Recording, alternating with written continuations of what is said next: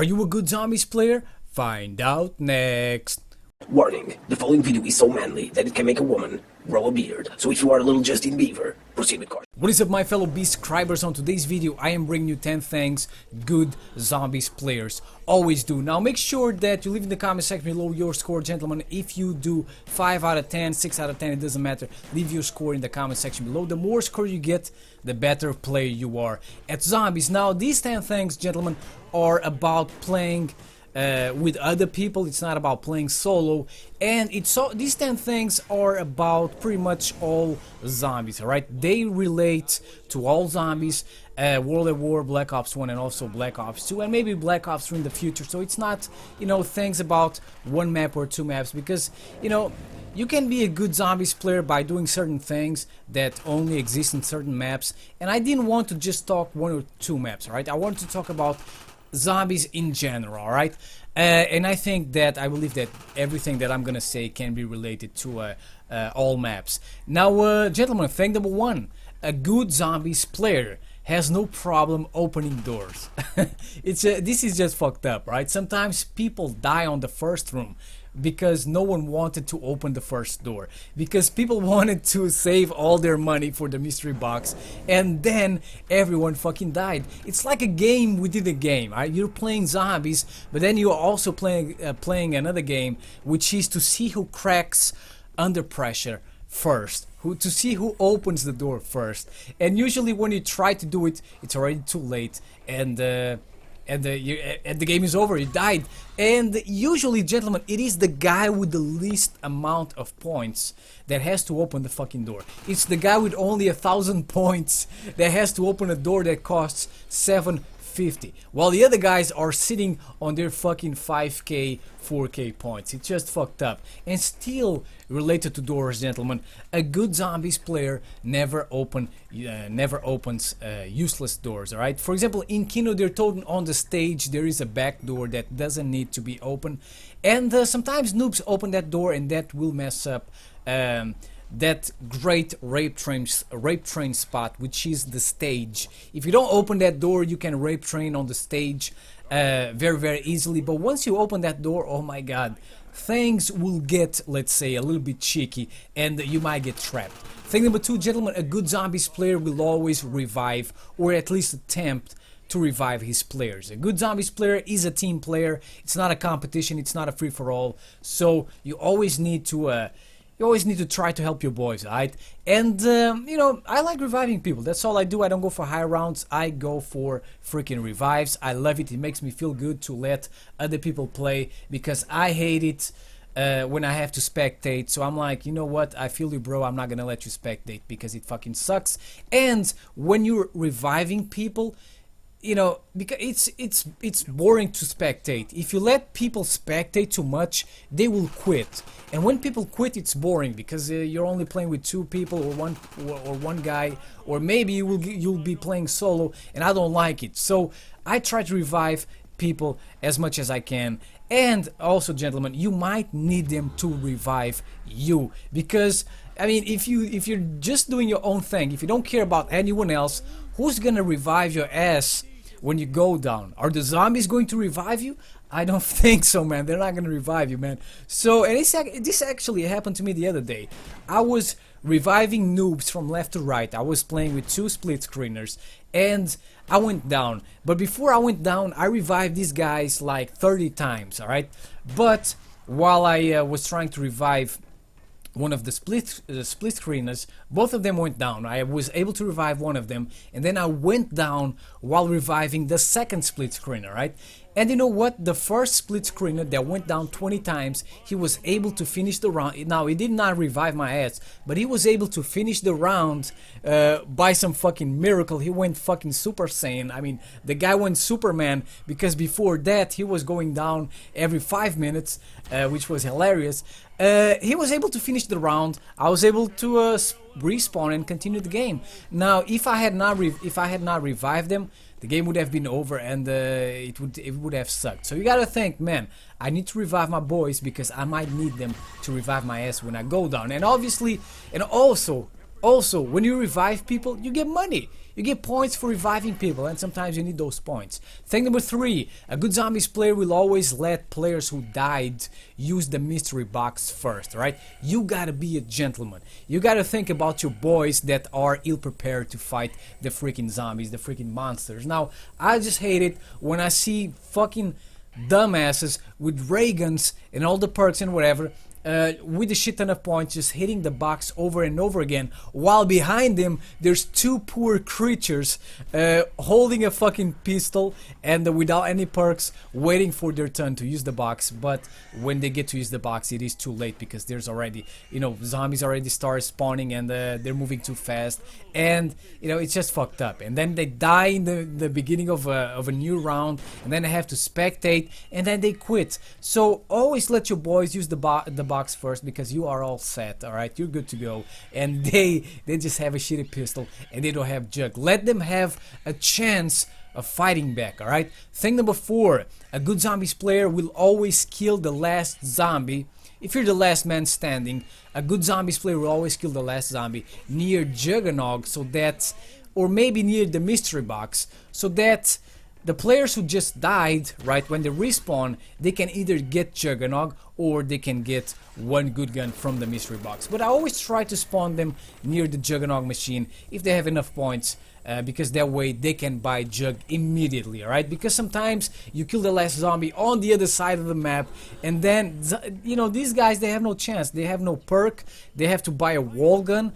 How the fuck are they gonna make it from one side of the map to the other one on a high round where zombies are spawning like freaking Usain Bolts out of barriers, out of windows, and it's impossible. So make sure you think about your boys and you spawn them near the Juggernog machine.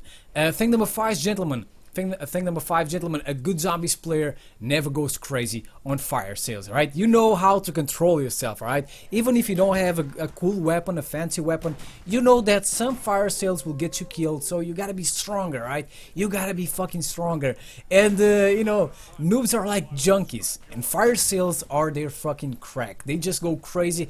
Every time there's a fire sale, I guarantee you, 9 out of 10 times, someone will die, because usually fire sales appear in the middle of rounds, and some mystery boxes are just located in bad spots that will get you killed and trapped that will get you trapped and then killed very easily. So I mean, as I said, a good zombies player knows how to control himself when there's a fire sale.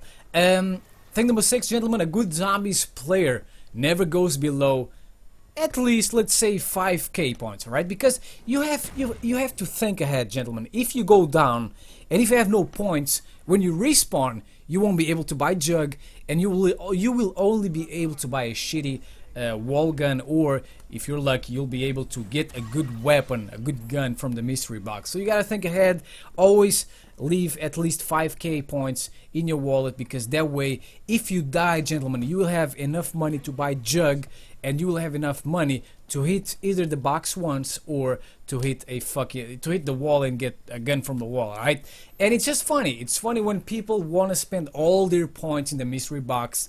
You know, they just want to get that delicious ray gun or whatever, or the wonder gun, the wonder weapon, and then they die, and when they respawn, they just have a pistol and no perks. So then they just keep dying and dying, and then they fucking rage quit. Thing number 7. Good players never rage quit, alright? Good zombies players never rage quit, alright? You take it like a fucking man. Now, sometimes you do feel like rage quitting. When a noob gets you trapped, when he blocks a doorway, when you get killed by lava or whatever, sometimes you feel like rage quitting. But usually good zombies players never rage quit. And I just fucking hate it when people rage quit because they were fucking dumbasses, alright? Sometimes people just want to do their own thing. They go off to some fucking weird part of the map where no one wants to go, and then they go down, they die, and then they leave the match because no one revived them. Now, maybe if you were close, maybe if you were close, maybe if you didn't try to be John Rambo and just do your own thing on the other side of the map, by yourself, maybe you would have stayed alive. And you rage quitted like a little bitch, and I just fucking hate when people do that. And obviously good players don't rage quit because they don't go down, right? I usually go down like 2 or 3 times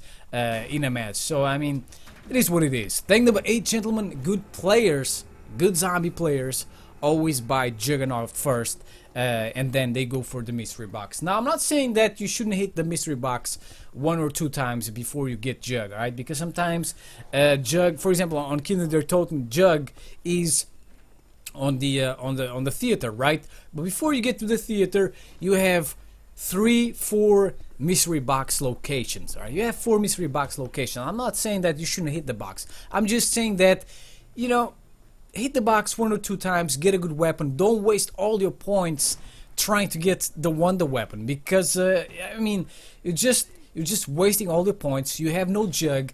You're gonna play like 7 rounds without Jug, and maybe you should buy it first, right?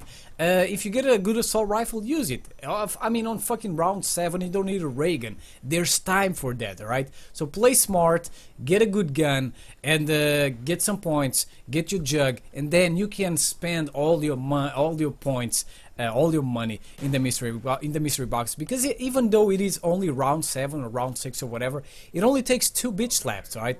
And then you will go down, bam, the game might end in fucking seconds. So always buy Jug.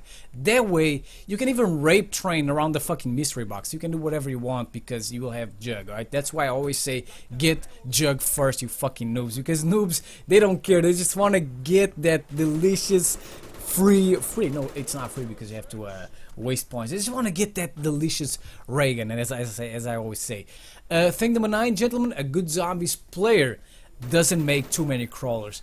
Making too many crawlers, gentlemen, will get your ass killed, and I just hate it when noobs get a ray gun and they start making crawlers everywhere, and then crawlers get in the way and they get you trapped, and it's boring. This happens a lot, especially when noobs get a ray gun. They just make crawlers from left to right, they don't finish them off, and then people get stuck and die, and that's boring. And still related to crawlers, gentlemen, a good zombies player always leaves a crawler alive so that everyone can do whatever they need to do before a new round starts, because sometimes you have no ammo, you need a good weapon, you need to pack a punch, you need to get perks that are on the other side of the map.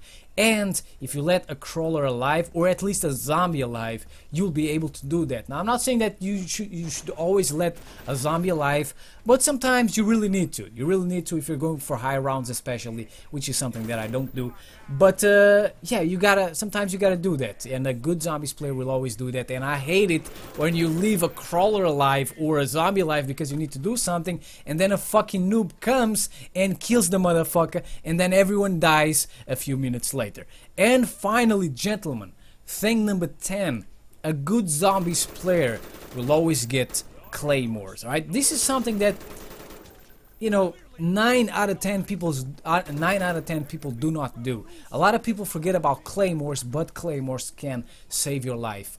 In World at War, I believe there's only bouncing betties, and I think that they are much better than claymores, and everyone gets bouncing betties. But claymores will still help you, and they might still save your life. For example, if you like camping in zombies, if you like holding down a certain area, you can create a safe zone with claymore, so that if zombies are about to get you, right, you go back to that safe zone, safe area, and if you have like 20 claymores planted there, you will kill the whole fucking train. All right, so that's why, and actually you can make several safe areas, safe zones, so that if you're about to die, you just enter the safe zone and the claymores will kill all the zombies. And also, gentlemen, it can save you. The claymore can save you if you have no ammo, if you're about to get stuck. Let's say that you have no ammo, you're about to get stuck in a corner or stuck somewhere else, just plant a claymore, boom, it might kill that 1 or 2, maybe 3 zombies that are trapping you. And finally, gentlemen,